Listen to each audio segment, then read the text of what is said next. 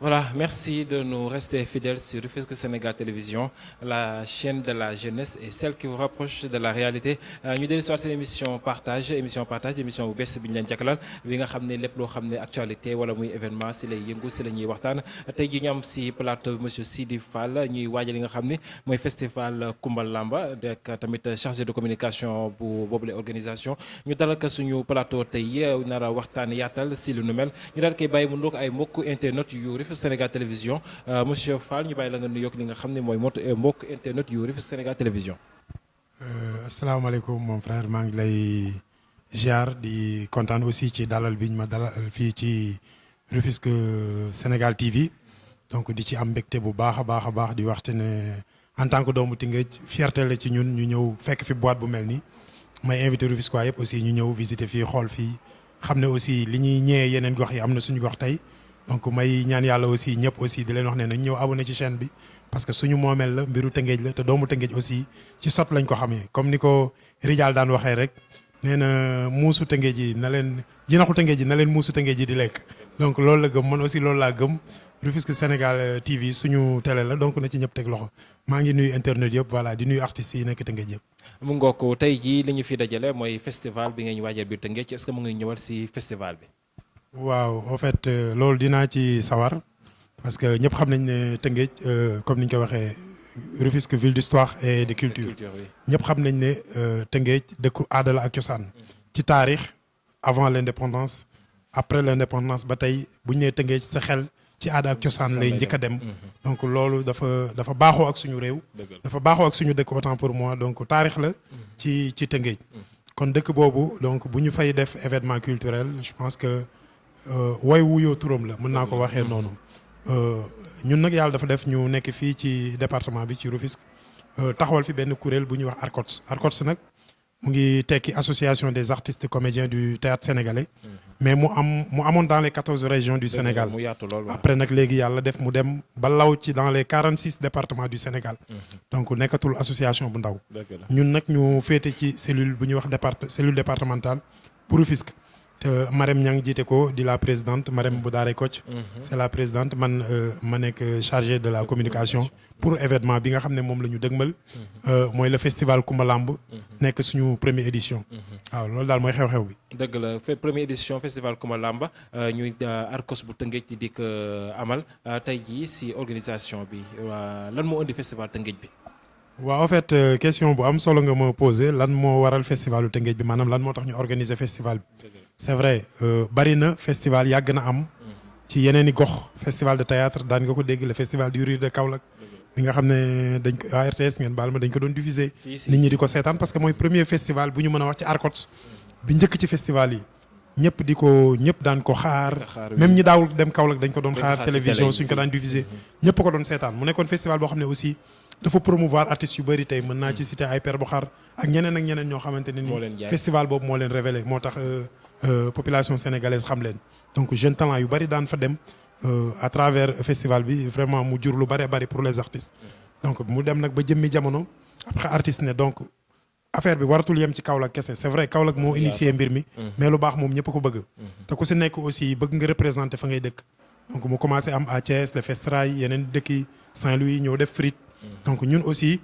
on ne voulait pas en ce moment ne nit ñaa ngi organiser nañu organiser on s'est dit que ne organisation aussi dafa am lu mu laaj dafa am le minimum bu mu laaj mooy nit ñi nga xam ne da nga leen di invité ñu jóge ci ay gox yu fasantikoo di ñëw di la fekk sa dëkk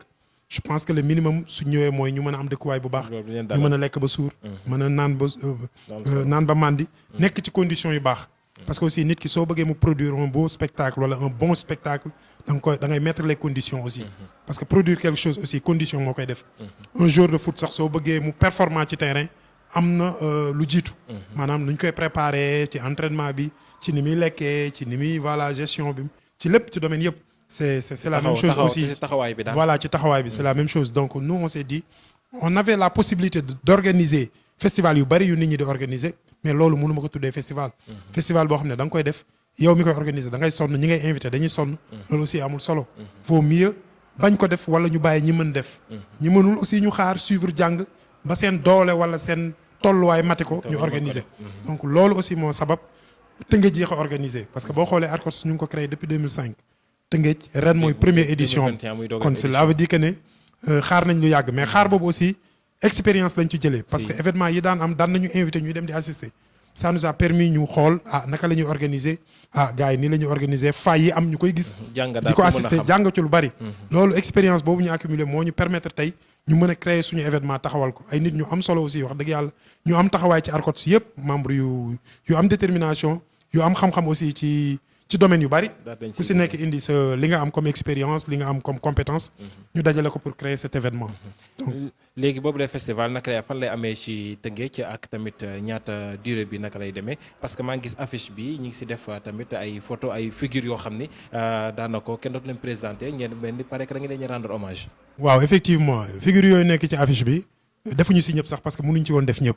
parce que aussi lii première édition rek la y aura d'autres éditions ñaan nañ yàlla festival bi chaque année ñu mën ko def ñaan nañ yàlla festival bi ñu insérer ko ci agenda culturel u ville de Rufisque donc ñu ngi tàllal loxo le maire de la ville la mairie sax je parle même pas de la personne du maire mais ak ku fi mënta nekk que muy maire bi que muy keneen ku mu mënta doon ëllëg ak ku mënta ñëw mais ñu insérer ko ci agenda culturel u Rufisque ñu xam ne chaque mois de décembre le 24 le 25 le 26 décembre festival de ARCOTS Rufisque moo organisé le festival Kumba Lamb ci Tëngéej nga xam ne day nekk événement comme ni Festi-Riir meloon et c'est possible te loolu la ñuy xaar aussi ci suñu autorité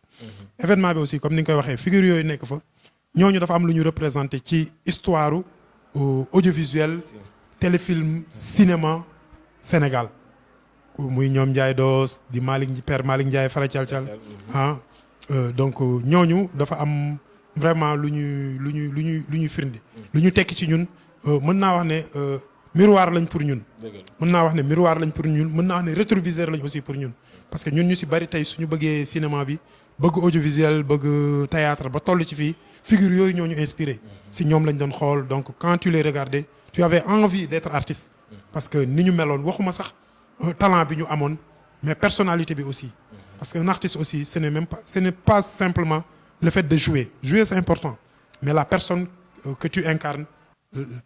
xam nga ta personnalité nit ki nga doon li ngay refléter c'est important donc loolu lañ leen gën a nawee c'était des gens yoo xam ne nit ñi dañ leen nawoon ci bu ñu nekkee ci plateau bi ci bu ñuy jouer mais aussi dans la vie réelle c'était des gens vraiment aimables et vraiment qui étaient aussi professionnels dans leur métier donc loolu moo tax ñu rendre leen hommage ci affiche yooyu ngeen gis dëgg la balaa ñoo dugg si 3 jours yi nga xam ne festival bi si lay am sax donc parce que ay artistes ngeen dajale au niveau de Rufisque wax nga ko depuis 2005 lañ créé ARCOS ba 2021 Rufisque di doog am premier festival am tey ji yéen artistes yi liggéey bi naka ngeen concerté woo tey ji ba tey ji ngeen mën a taxawal li parce que loolu tamit day baax ñu koy xam tamit waaw en fait loolu lu am solo la aussi parce que Tëngéej comme ni ñu koy waxee bari na groupe de théâtre yu fi nekk mais ARCOS dafa lëkkale groupe de théâtre maanaam groupe de théâtre yooyu ñooy dajaloo ci kuréel gu ñuy wax ARCOS. D'accord. Comme ni ñu koy waxee ARCOS c'est l'association des artistes comédiens du théâtre sénégalais. Maanaam troupe de théâtre yooyu association culturelle yooyu ñoom ñoo fédéré pour nekk ARCOS. Donc ARCOS du troupe.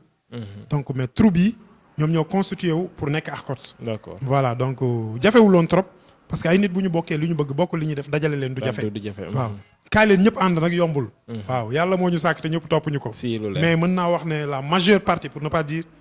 les artistes rufisquois vraiment adhéré nañ ñoom ñëpp ci projet bi. ñu ngi ciy dugal seen loxo ñu ngi ciy def seen doole ñu ngi ciy def seen koom. ñu ngi ciy def seen xalaat ak lépp. et loolu mooy li ëpp solo en tout cas li nga xamante ne daal mooy li ci ëpp solo mooy ressources humaines boobu am nañu ko. mooy nit ñi adhéré ci idée bi adhéré ci projet bi ñëw bokk ak nit ñëpp liggéey. et Rufisquois yëpp loolu la ñu def. compagnie de théâtre yi fi nekk loolu la ñu def troupe de théâtre yi fi nekk aussi. loolu la ñu def ñoom ñoo ñëw ñoom ñëpp wax dëgg yàlla nekk ci kuréel gi ñu ciy liggéey ensemble et événement bi ñun ñoo ko porté ensemble parce que l'ARCOS bon c'est les associations de Rufisque. D'accord tey jii si 3 jours ngeen koy amal tey jii est-ce que mën nañu xam programme bu 3 jours yi. waaw en fait boo xoolee ci affiche bi di nga gis ne ci ñetti fan yi am na activité yu bari yu am. li ci njëkk mooy. su festivaliers yi ñëwee maanaam suñu wax festivalier mooy artistes yi ñu invité ñu war a ñëw jouer ñoom la ñu tuddee les festivaliers donc bu ñu ñëwee dina am caravane bu ñuy def caravane bi ñu ngi koy jëlee rond-point juuti ba jël secondaire bi buntu centre culturel Maurice Guèye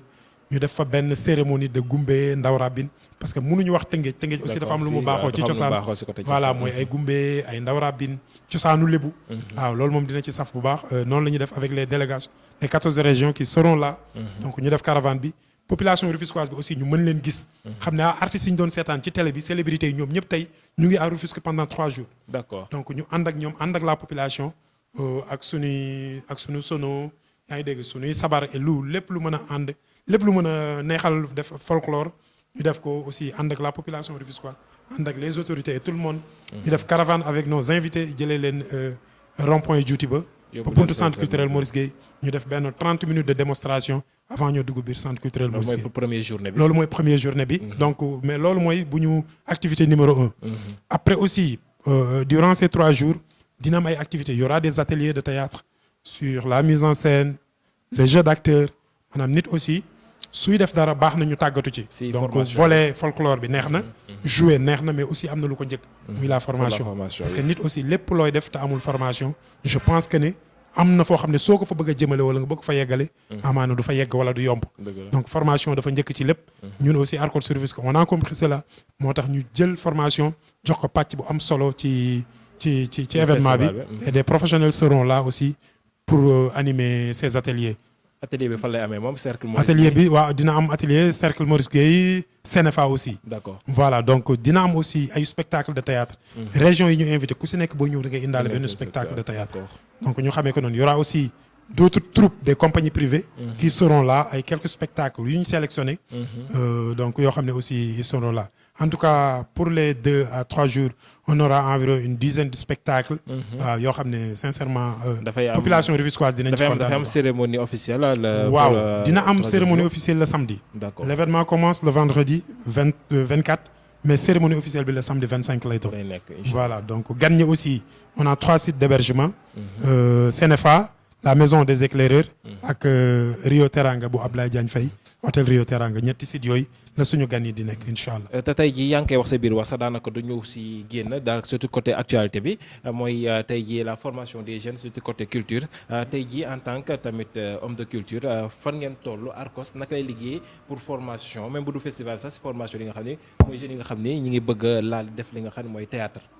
waaw li may wax rek mooy Arcos siège social am mooy SADEPS bu Rufisque. d'accord en ce moment on répète les samedis et les dimanches. ci événement bi di ñëw. mais tous les jeudis d'habitude ñu ngi foofu noonu. SADEPS képp koo xam ne aussi bëgg nga def théâtre moo xam nga nekk fii Rufisque ville moo xam nga nekk ci département bi wala sax feneen foo mën a nekk te nga sentir sa bopp ne peut-être Arcos mën nga fi ñëw tàggatu.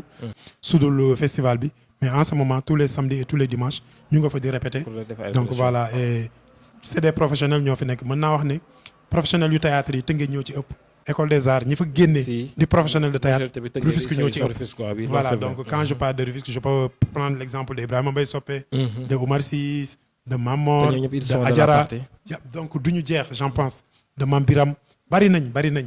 mais est-ce que jotu tamit Tëngéej ci daal di produire comme tey jii ni ñu koy gisee si série yeeg yooyu noonu Tëngéej daal di produire en tant que seen artistes yi fi nekk ñu dajaloo def benn produit boo xam ne tey jii dañ koy dem jaay ko si médias yi ñu daal di koy teg comme ni muy amee si médias yëpp tamit. waaw en fait ñu ngi ci projet bi xam nga production yombul. yéen ñu nekk dans le multimédia xam ngeen ci dara. oui c'est très production yombul surtout bu fekkee série. d'accord ça demande beaucoup de moyens.